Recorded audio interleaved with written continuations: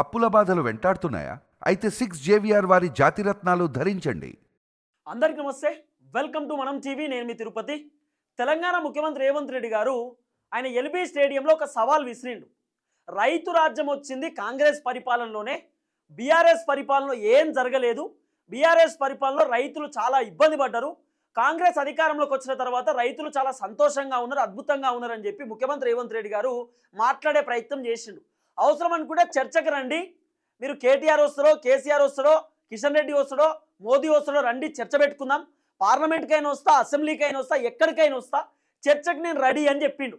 తర్వాత ఆయన మాట్లాడినటువంటి మాటల నెక్స్ట్ రోజు BRS party working president KTR సవాల్ స్వీకరించిండు. నేను రెడీ అని చెప్పిండు.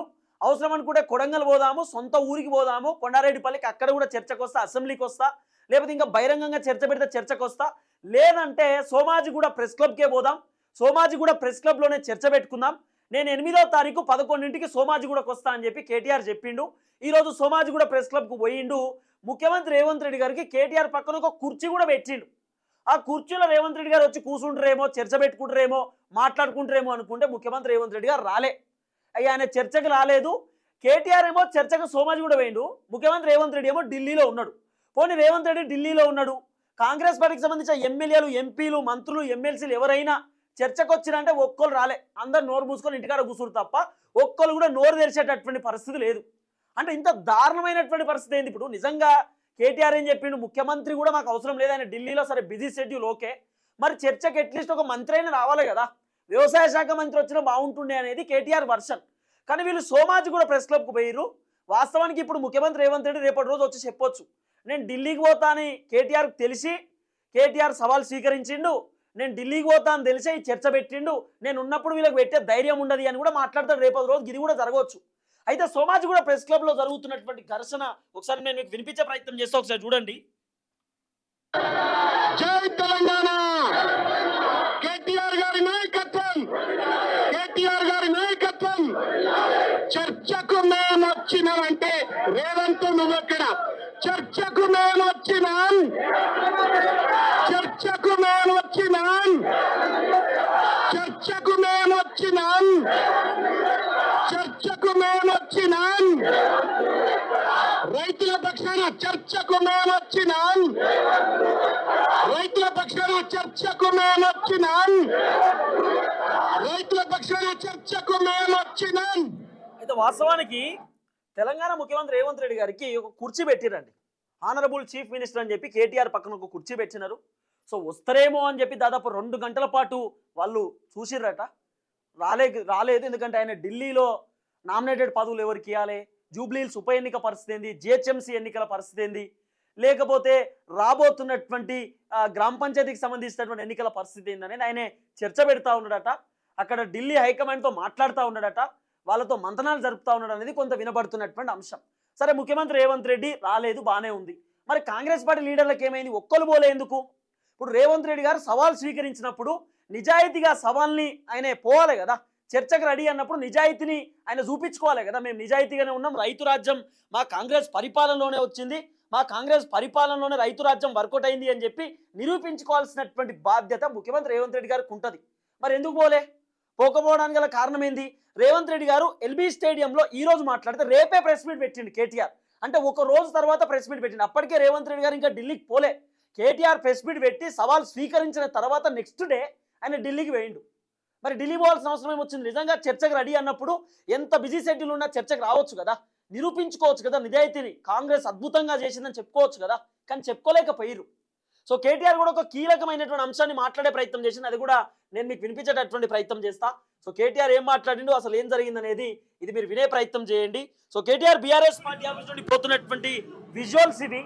సో ఆయన సోమాజిగూడ ప్రెస్ క్లబ్కు పోతున్నటువంటి విజువల్స్. సో తర్వాత సోమాజిగూడ ప్రెస్ క్లబ్కి పోతున్నటువంటి విజువల్స్ చాలా క్లియర్గా మీకు చూపిస్తున్నా. తర్వాత ముఖ్యమంత్రి రేవంత్ రెడ్డి గారికి ఆనరబుల్ చీఫ్ మినిస్టర్ అని చెప్పి సోమాజిగూడ ప్రెస్ క్లబ్లో వాళ్ళకు కుర్చీ ఏర్పాటు చేసేటటువంటి కార్యక్రమం చేస్తారు. అదే కుర్చీ ఇది, కేటీఆర్ పక్కనే కుర్చీ పెట్టేటటువంటి కార్యక్రమం చేస్తున్నారు. తర్వాత కేటీఆర్ ఏం మాట్లాడిండు సోమాజిగూడ పోతున్నటువంటి నేపథ్యంలో అనేది కూడా మనం మాట్లాడుకోవాల్సినటువంటి అవసరం ఉంటుంది. ఒకసారి ఈ వీడియో వినండి.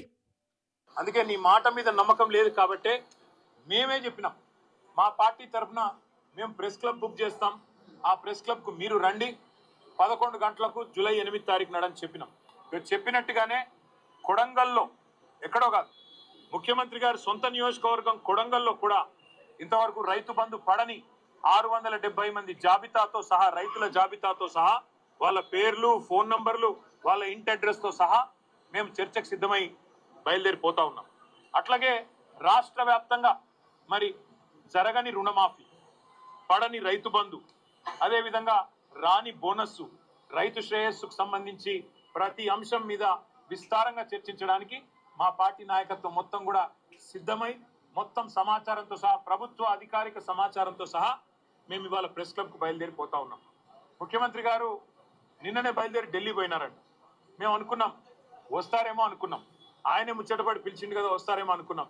రావడం లేదని నేను అనుకుంటా ఉన్నాను, ఎందుకంటే ఢిల్లీలో ఉన్నానని చెప్తున్నారు. మరి వ్యవసాయ మంత్రి గారు వస్తారా, లేదా ఇంకెవరన్నా బాధ్యత గల మంత్రి గారు వస్తారా, లేక ఉప ముఖ్యమంత్రి గారు వస్తారా మాకు తెలియదు. ఎందుకంటే ముఖ్యమంత్రి గారు స్వయంగా విసిరిన సవాల్ కాబట్టి తప్పకుండా వారి ప్రభుత్వం నుంచి ఎవరైనా ఒక బాధ్యత గల వ్యక్తి వస్తారని నేను అనుకుంటా ఉన్నా. మేము పోతాము, అక్కడ ఎదురు చూస్తాం. ఎవరన్నా బాధ్యత గల మంత్రో ఉప ముఖ్యమంత్రో వస్తే వారితో కూడా మాకేం బేసిజం లేదు, ముఖ్యమంత్రి రావాలి అని మేమేం అంటలేము. ముఖ్యమంత్రి గారి తరఫున ఒక మంత్రి వచ్చినా వారితో చర్చించడానికి మేము సిద్ధంగా ఉన్నాం.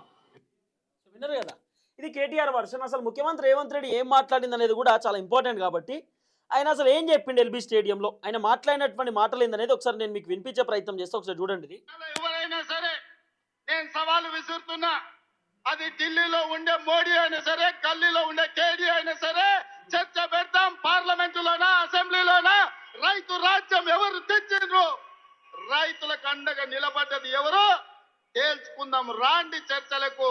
కేసీఆర్ వస్తాడు, కేటీఆర్ వస్తాడు, కిషన్ రెడ్డి వస్తాడు, నరేంద్ర మోడీ వస్తాడు, కాంగ్రెస్ పార్టీ కార్యకర్తలను తీసుకొని నేను వస్తా అని సూటిగా సవాలు విసురుతున్న మిత్రులారా. ఇది ముఖ్యమంత్రి రేవంత్ రెడ్డి వర్షన్. చర్చకు రండి అని చెప్పింది ఆయనే, ఢిల్లీకి వెళ్ళిపోయింది ఆయనే.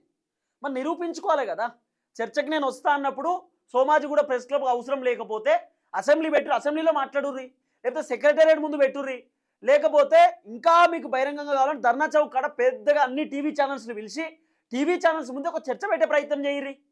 అట్లనే మాట్లాడుకో, లేకపోతే వీడియో కాన్ఫరెన్స్లో చర్చ పెట్టుకోర్రి. మీరు ఢిల్లీలో ఉన్నారు కదా, మరి దానికి కూడా కేటీఆర్ రెడీ కావచ్చు. ఎందుకు రాలేకపోయారు అనేది పెద్ద క్వశ్చన్ మార్క్. కేటీఆర్ చర్చను ఎట్లా సవాల్ స్వీకరించిన అనేది కూడా మీరు చూడాలి. ఒకసారి వీడియో చూడండి. ఆయననే చెప్పిండి నా, కేసీఆర్ వస్తాడా కేటీఆర్ వస్తాడా అన్నాడు. మరి నేను వస్తా అంటున్నా, నీకు దమ్ముంటే రా, లేదంటే ఇంకొక ప్రతిపాదన 8 తారీఖు నాడు, ఇలా 5 తారీఖు, ఎందుకంటే ముఖ్యమంత్రి గారికి ప్రిపేర్ అయ్యేందుకు టైం పడుతుంది. 8 తారీఖు నాడు 11 గంటలకు మేమందరం వస్తాం సోమాజిగూడ ప్రెస్ క్లబ్. రా, నీకు కుర్చీ చేసి పెడతాం. నీ కార్యకర్తలతో సహా వస్తావా, నీ ఎమ్మెల్యేలతో సహా వస్తావా, వాళ్ళు ఎంతమంది వస్తారో చెప్తే వాళ్ళకు కూడా ఇంతజాం చేస్తాం. చాయ్ బిస్కెట్ కూడా మా సోమాజిగూడ ప్రెస్ సోదరులను అడిగి అది కూడా ఏర్పాటు చేస్తాం. సోమాజిగూడలో ప్రెస్ క్లబ్లో 11 గంటలకు 8 తారీఖు నాడు నేను రెడీగా ఉంటా, నువ్వు వస్తావా? ఆయన ఎగ్జాక్ట్లీ 11 గంటలకు పోయిండు. మరి 11ంటికి కాంగ్రెస్ పార్టీ లీడర్లు పోని ఖండిస్తూ, మా ముఖ్యమంత్రి గారు ఇక్కడ లేరండి ఢిల్లీలో ఉన్నారని ఖండిస్తూ, ఒక్క ప్రెస్ మీట్ లేదు, ఓ మీటింగ్ లేదు, మాటలు లేవు, అందరూ నోరు గప్చుప్, సైలెన్స్. అందరూ సైలెన్స్ ఉన్నారు, ఒక్కరు మాట్లాడే పరిస్థితి లేదు. హరీష్ రావు ఏం చెప్పిండో కూడా ఇంపార్టెంట్. నిన్ననో మొన్ననో హరీష్ రావు ప్రెస్ మీట్ పెట్టిండు. ఆయన ఏం చెప్పినా సార్ విను, గమతుంటుంది. హరీష్ రావు చెప్పినటువంటి మాట, ముఖ్యమంత్రి గారు లేనట్టున్నాడు కదా, ఢిల్లీ పోయినట్టున్నాడు కదా, పోయిండా పోతాడా? రేపు పోతాడు. మీ డ్రెస్ చూస్తేనే అర్థమవుతుంది ఏ మోడ్లు ఉన్నారు. అచ్చా, ఎల్లుండి కేటీఆర్ చర్చకు రమ్మన్నారని ఢిల్లీకి పోతుండా?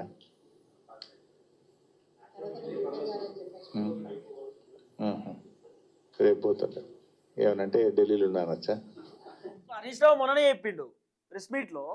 ఇంకా ప్రెస్ మీట్ స్టార్ట్ కాకముందు నార్మల్గా మీడియా వాళ్ళతో మాట్లాడతారు కదా, అప్పుడు చెప్పిండు. ఆ వీడియో రికార్డ్ చేసి సోషల్ మీడియాలో పెట్టిన వాళ్ళు, ముఖ్యమంత్రి రేవంత్ రెడ్డి గారు ఢిల్లీకి పోతున్నారు కదా, ఇప్పుడు కేటీఆర్ చర్చ పోడుతోటే నేను ఢిల్లీలో ఉన్న చర్చ ఎట్లా పెడతారు, నేను ఢిల్లీకి పోతున్నాను తెలిసి చర్చ పెట్టినని రేపటి రోజు చెప్పొచ్చు. ఆయన సభలలో మీటింగ్లలో చెప్తారు.